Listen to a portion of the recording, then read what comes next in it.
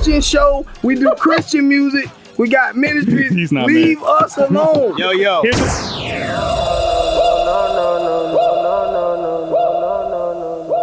What's the deal, y'all? It's your man, No Malice, and you are tuned into Trackstarz Radio. That's what it is. Yeah, back in the field with the Trackstarz, Ryan Righteous, Sean Tanner, DJ Jeremiah. It's incredibly deep in this piece. And the crew. It's incredibly deep. I can't even list off everybody. So we had some additions. We got DJ Will is in the building. We got Scott Free in the building now as well. But one thing that came up in the break, we were going to go into something totally different. But this argument broke out about Spotify and Apple Music and Tidal and all these kind of services versus people buying music. Streaming versus paid buys. Now, what are the debates we're having over here? Because we got people on both sides of the table. Literally first. Because he brought it up. Let him go first. This is the debate. Spotify, if you're watching, I love y'all.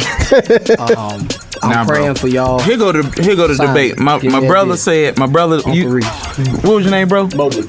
Who?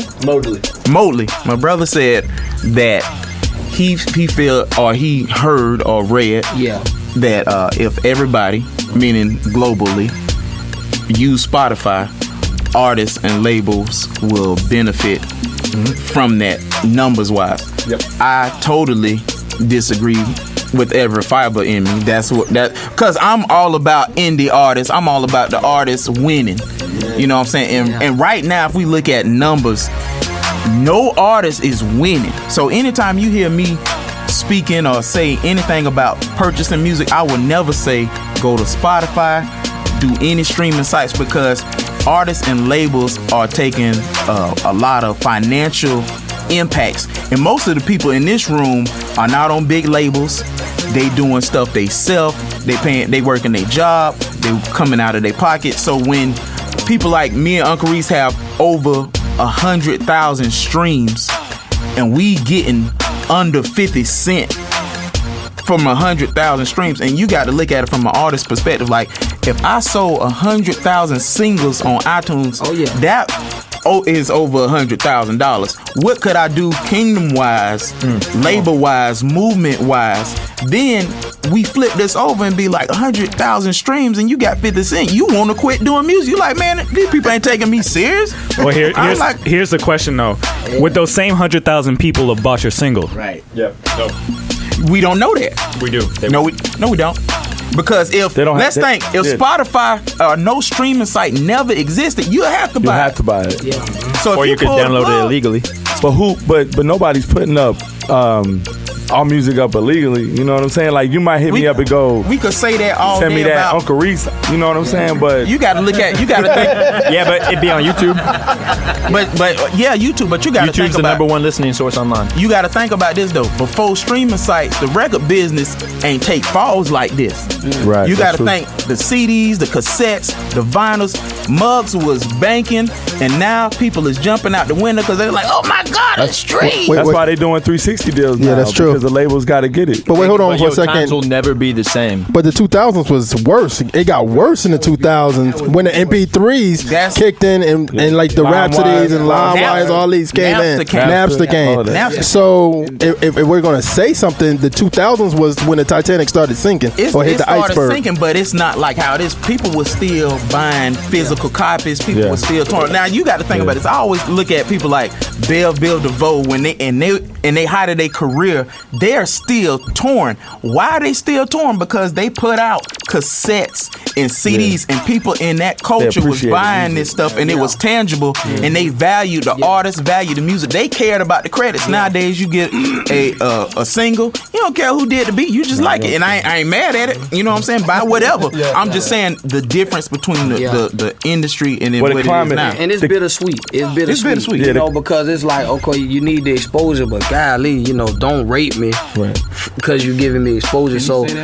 Can I say that? It's a Trackstarz, man. We go there. Go ahead. The way we don't take advantage of me forcefully without my consent. But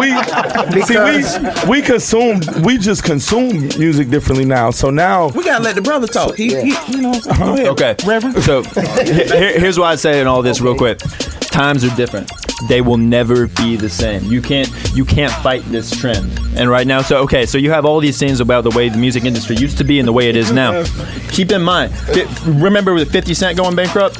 Yeah. You know what he said in court? You know how much he made off of each album? That was actually a whole. That was a facade. He made. That was all. That was a lie. He made 10 cents off of each album. No, that was all. Now people were making money. Yeah. People were making money. Eminem made money. Dr. Dre made money. No, but that whole 50 Cent bankruptcy was a lie.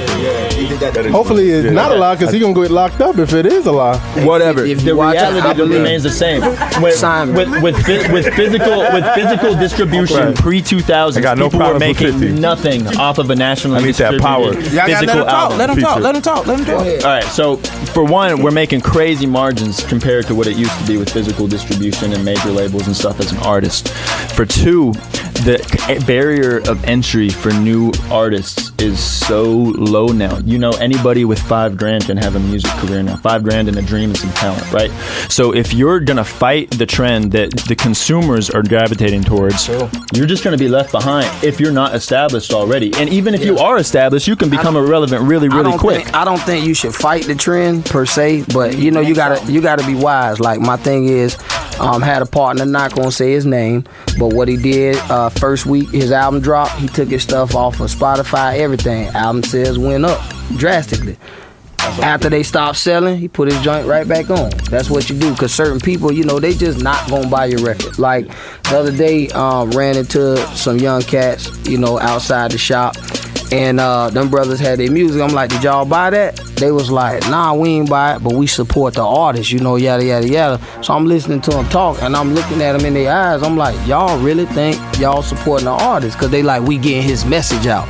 Listen, I promise you, to get the message out, he probably want to take care of his family and pay some bills too. You know, he do want the message out, but he probably don't want to have to work at Kroger's anymore bagging groceries. You feel me? So you have to, there's a balance, you know, and I think, you know, I think, you know, the streaming stuff, it is great because some people, they're never gonna understand what an artist goes through, and they're never gonna understand your perspective. They're never gonna understand you need the cash to do more things. They think just because your message is out, that's all you want. Real quick. We got a listener asking if anybody knows this.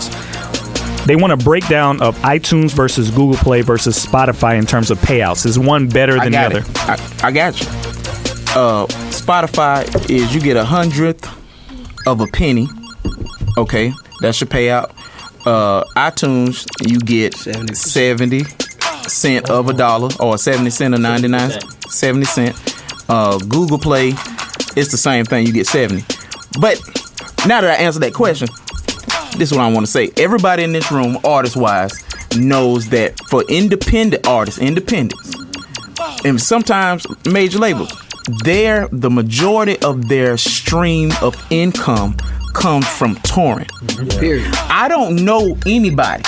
Hold on. I don't know anybody that got booked from streaming. From somebody like, you know, I was listening to you on Spotify. We gotta book you, brother. No, I never heard it. I disagree completely. I never heard it. Have you got booked from Spotify? I believe. This is what I believe about you. Yeah. I believe people seen "Worship Till I Pass Out" video. They heard it on the radio. You saw video. That's streaming. YouTube is streaming. And YouTube has the highest CPM if you can work it right. I'm not against all streaming. I'm not against all streaming. I'm against. See, I get paid off YouTube, but guess what? YouTube payout is way better than Spotify, Napster, and all that.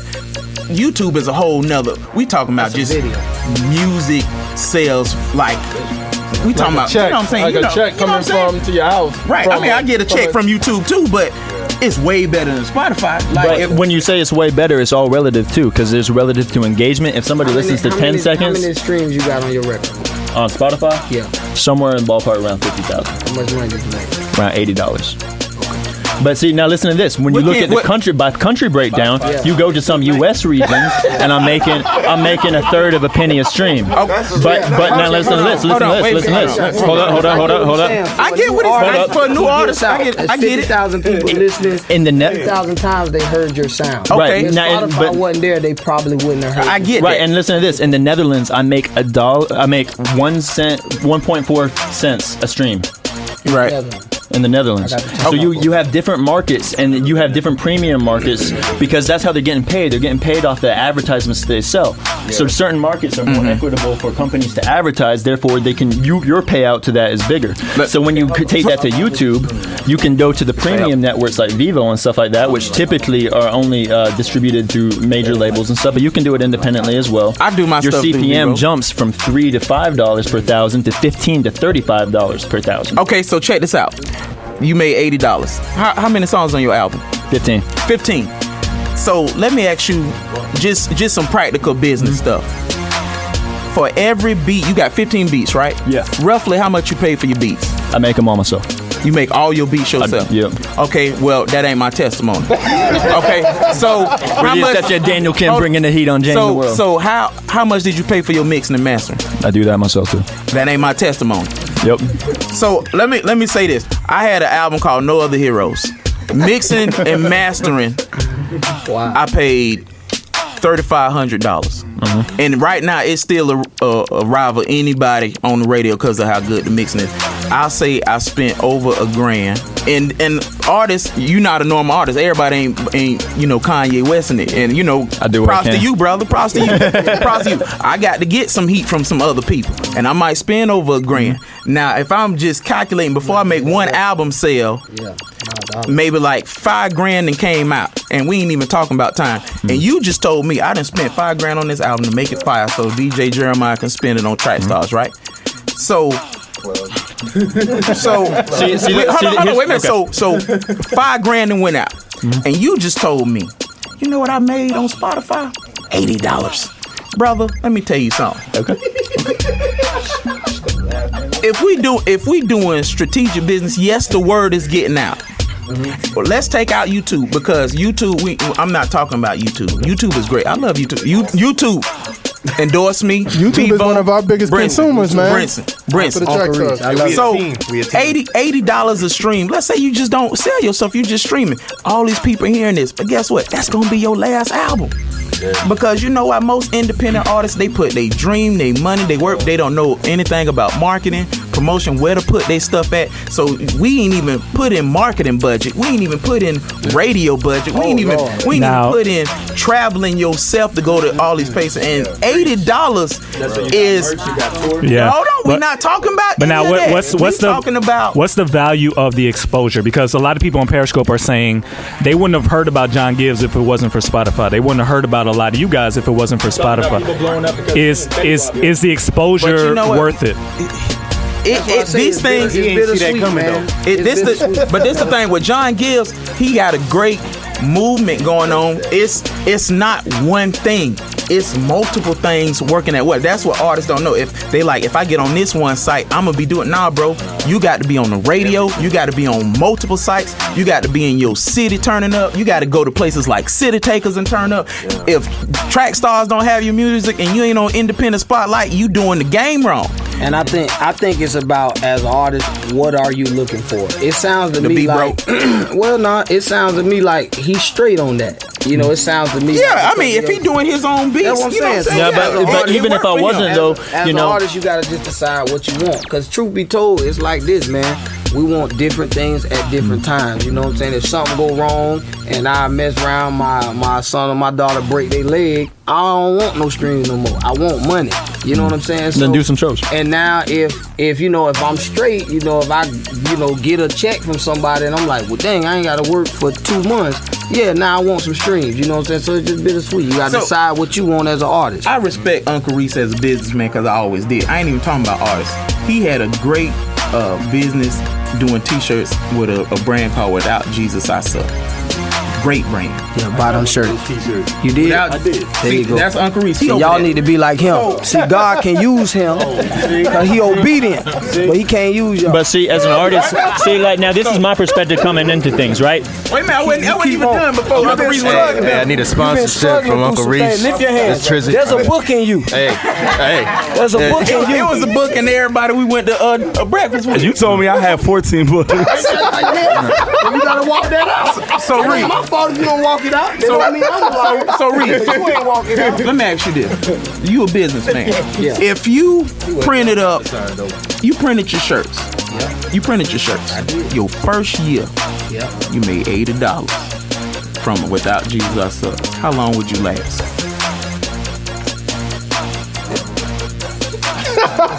Man, that you can't ask me that. Bro. Yes, I can. He ain't got no re-up money. You ain't got no re-up money. But you're treating it like streaming is going to be your only income as an artist. No, now when I'm coming back into things, I hear what you're saying. I hear what you're saying. But I hear what my man's saying. I hear what he's saying. He's saying. Here's the thing, dog. Here's the trend of album sales. It's going down. Ever since pretty much all of us have been doing music, album sales are going down. Wow. You got to look at the future and say, look, album sales they're not going to be a thing. They're not going to exist forever. Because, like, I'm gonna be honest, just as a consumer. Let's say, Vince, there was a gas station. It had gas for $10, and then there was one that had it for $1. It's the value in music. I'm gonna go to that gas station that gives it to me for free. So, I mean, if you, I pay a membership and then, so it's like this. You can't fight it because it's like supply and demand. Like, it's if somebody can meet the demand at a cheaper price, like Walmart, bro, they put a lot. I don't shop at Walmart because it's the devil too. Y'all don't endorse me. All right, real quick. Walmart, I love you. Real quick. This is Uncle Reece. One more thing. Hey, hold up. Hey, I saw your album. I'm gonna jump in. Hold I on, love Reece. y'all. Wally World. Sign me. Hey, Reece, hold on. I was talking to a kid the other day at an event, right? And he was probably 13, 14 years old. That's Scott Free talking. Yeah, it's Scott Free, by the way. And he had a phone, and he was showing me some music on his phone, right? And he pulled up Spotify, and I'm like, oh, so you don't got no music? He's like, why would I take up space on my phone? Wow. When I could just stream everything from Spotify. Real. So I agree with this brother saying. Now, every business comes to this point, this fork in the road. If you don't change with the times and figure it out, I figure that. I feel that you're gonna fail. You know what See, I mean? I get the whole thing because I love Netflix because I love movies. Now, somebody from the movie that's a stream, and I get it. I get it. But what I'm saying, I think artists as a whole should see their music being devalued because that's really what happened. It's a guy. Hold on. It's a guy in Cali. He's a secular rapper. I think his name Nipsey Hussle. He made a mixtape. $100. He sold his mixtape for $100. I'm saying, you know what? Yes, use Spotify if you feel like that's what you're doing. But I am saying, artists, you better do a better job in putting value back in your music, because if you don't, you're gonna be $80 in it every year, and you're gonna be like, you know what, maybe this thing really ain't for me. Everybody know me, but you know what, I would rather live comfortably than everybody knowing me, because you could be famous. Like, think about how many people you see on TV in foreclosure broke, and this is the thing, and they talented. Boy, he sure can sing, but I seen him begging for money. And this is really what it is. True. If you're gonna use Spotify, don't expect them to help you pay all your bills every month. Know that it's about exposure, and you better get some merch. You got to do the other things, So the streaming is great, the streaming is good because, you have to get out there, and sometimes getting out there and your music being heard is more powerful, but then you got to know how to have a product, how to have some type of substance so that these people can still buy into you as a brand. All right, so this is what we're going to do. We're going to have to do a part 2 because we got a break right here. We're going to do something totally different in the back end, but I got a lot of questions from Periscope flooding in right now because there's a couple questions. First of all, I will talk about the other side. People are wondering, where does Guy come into this? Because it sounds like, from the outside looking in, everything you guys are saying is really good for artists, but for fans watching, they're like, everywhere. What are you talking about? But for fans watching, we're all Christians in the room. It's a Christian show. For fans watching, they're saying asking, that. Please leave us alone. We love Jesus. Everyone in here raise your hand if you're married. If you're married, Jesus. We all made a decision to get married. This is a Christian show. We do Christian music. We got ministries. He's not Leave us alone. Yo. Here's the question. The gospel is free, but the move ministry, it costs. Yes, that's what we're getting into. Because here's the question. Because from name on Periscope, I'm gonna find you. From the outside looking in, it looks like a lot of money talk. So we're gonna clarify that in the second half. Wait a minute, hold on. No. Wait a minute. Is will yo without Jesus? On Periscope, there's a book in you. Will your ministry? It's called Where's God? You write that book. Well, and you say that you're gonna be on Steve Harvey in 1 year. Mark my words. Where is this? All I'm gonna say. Without Jesus. No, this all I'm gonna say about that. Whatever church you go to, let it run off $80. All right, man, let's get back into it. We're going to pick it back up. You in the field with the Trackstarz, Ryan Righteous, Sean Tanner, DJ Jeremiah. Let's go. Hey, yo, cut the music.